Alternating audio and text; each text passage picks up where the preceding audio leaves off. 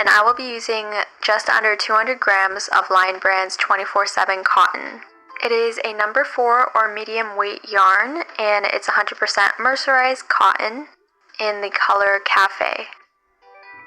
And I will be using a 4mm Clover Moore crochet hook, some scissors, and a yarn needle. First, a quick overview of this project. There are 3 main steps. First, we'll make a base out of just a rectangle. And second, we'll work around that rectangle in rounds to build up the height of the bag. And third, we'll add in these straps. Sorry for the bad drawings, but I hope they can help you visualize the process of making this bag. First, we'll make a slip knot. And to make a slip knot, grab the end of your yarn and put it over the palm of your hand with the tail end at the bottom. And make sure you have at least about 5 inches of yarn.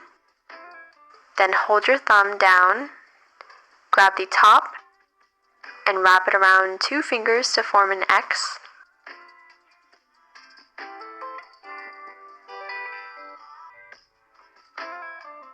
Then use your hook, insert it under one side of the X, then go over, grab the other side of the X, and pull it through. Then remove your fingers and tighten the knot. And now we have a slip knot. And now we're going to chain the width of the bag. So that's the horizontal length. So to chain, yarn over and pull through. Here's our first chain. It looks like a sideways V. Again, yarn over and pull through. And we're going to continue chaining until we get the width that we want.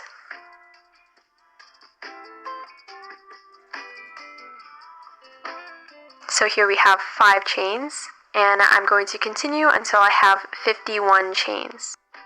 So now I've done 51 chains, and that measures to be about 27 centimeters, and you want to do about 1 centimeter over the actual size you want, because the chain might shrink a little bit.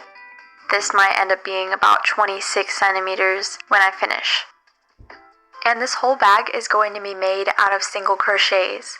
So to do a single crochet, insert your hook into the second chain from the hook. So this is the first chain, and this is the second chain. So insert your hook through that V and grab only the top loop. And then we're going to yarn over and pull through. Now you should have 2 loops on your hook, and we're going to yarn over and pull through both loops, and that's a single crochet. So let's do that again. Insert your hook into the next chain. Again, go into that V, grabbing only the top loop, yarn over, pull through, yarn over, and pull through those 2 loops. And now we're going to keep doing single crochets until we reach the end of the chain. And once we reach the end of the chain, we should have 50 single crochets.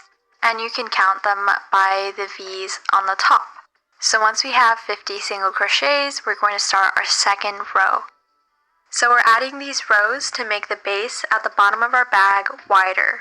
So to start a new row, we're going to chain 1 and then turn. And now we're going to work back across. Now to start our second row of single crochets, we have to first find the first stitch.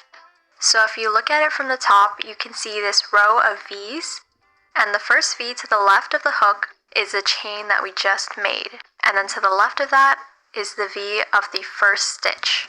So we're going to insert our hook under that V, and then we're going to yarn over, pull through, and yarn over and pull through our 2 loops.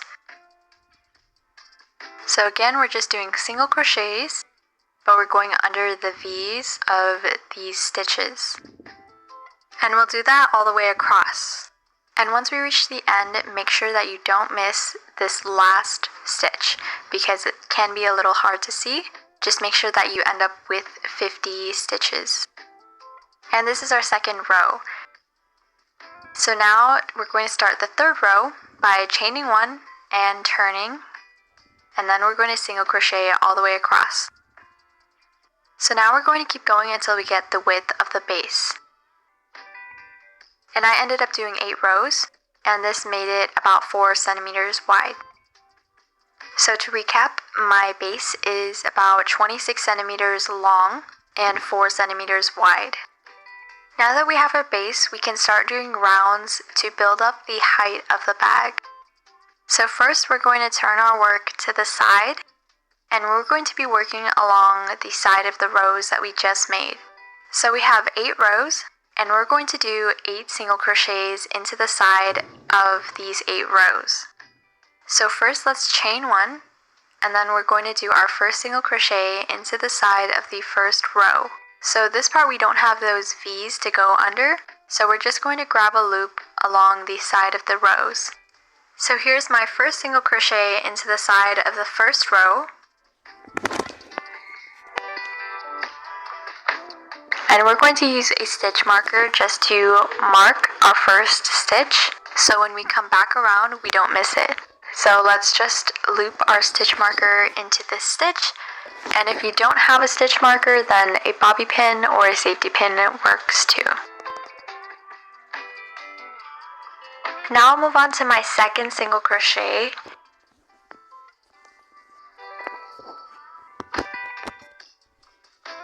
And once we reach to the end, we should have a total of 8 single crochets along this side.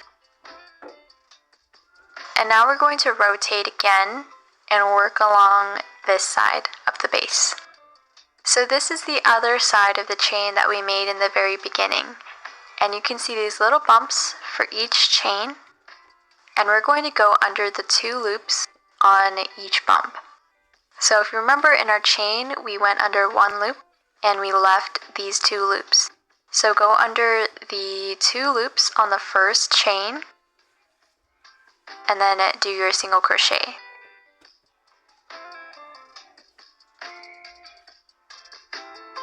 And we're just going to keep going across, doing our single crochets under the 2 loops of each chain. And you'll see that the corner starts to bend, which is good because we want it to be building up instead of laying flat. So just do this all the way across, and you should have 50 single crochets along this side. Now that I've done a single crochet into the very last chain, I'm going to make sure that I have 58 total single crochets. So again, that's 50 single crochets along the side we just finished and 8 along the side we did earlier. And now we're going to rotate it again and do 8 more single crochets along the other side. Again, 1 single crochet into each row.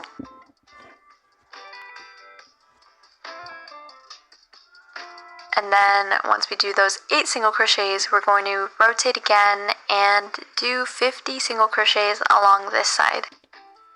And this side, it has the defined stitches, the V's, so we're going to go under every V.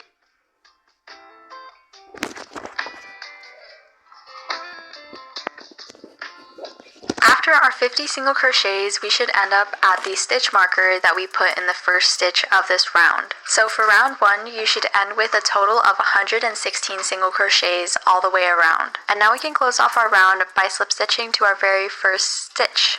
So remember that we put our stitch marker in our very first stitch to make it easier to find. And now we can take out our stitch marker and use our hook and insert our hook under those 2 loops of the V of our first stitch, and then we're going to yarn over, pull through, and then pull through the loop on your hook. And then we're going to pull our slip stitch tight. So this is a slip stitch, and it's how we're going to end every round. So this is our first round finished, and we can move on to round 2. And at the start of every round, we're going to chain 1.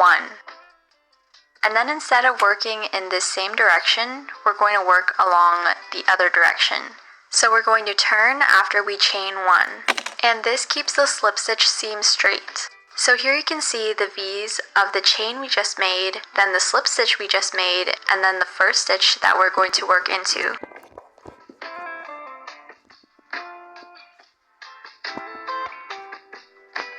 And once we do our first stitch, remember to put your stitch marker back in so that you can see the first stitch clearly and know when to stop the next round. But once you get used to where it is, you might not need it anymore. And now we're going to do our single crochets all the way around like we've been doing. Once you go all the way around, you should still have a total of 116 single crochets. If you have more, then you might be adding stitches somewhere, and when you add more rounds, the top of your bag will be bigger than the bottom of your bag. And if you have less than 116 single crochets, then you might have skipped a couple of stitches, and the top of your bag will be smaller than the bottom of your bag. And remember, at the end of every round, we're going to slip stitch to the first stitch of the round. So again, to slip stitch, remove your stitch marker, insert your hook into the first stitch, yarn over, pull through, then pull through the loop on your hook, and then pull the slip stitch tight. And now to start round 3, we're going to chain 1 and turn again. And remember, for the first single crochet of every round, we're going to skip the chain and the slip stitch and go into the third V and start our single crocheting all the way around. And this is how we're building up the height of the bag, so just keep making these rounds until you get the height that you want. And remember that your rounds should grow the bag straight up. The opening should be the same size as the base of your bag, and it shouldn't be getting bigger or smaller. If you're having problems with that, then you might be adding extra stitches or skipping stitches. So make sure that you always have 116 single crochets in every single round. And I ended up doing 52 total rounds, but you can do more or less for a shorter or taller bag. And here's how it looks with 52 rounds, and the final dimensions of it laying flat like this are about 25 centimeters tall and 30 centimeters wide. And also you can see that the seam here is straight because we turn after every round. And here's how the inside of the bag looks. And now we can start on the straps of the bag. First, let's start with a quick overview of how we'll incorporate the straps.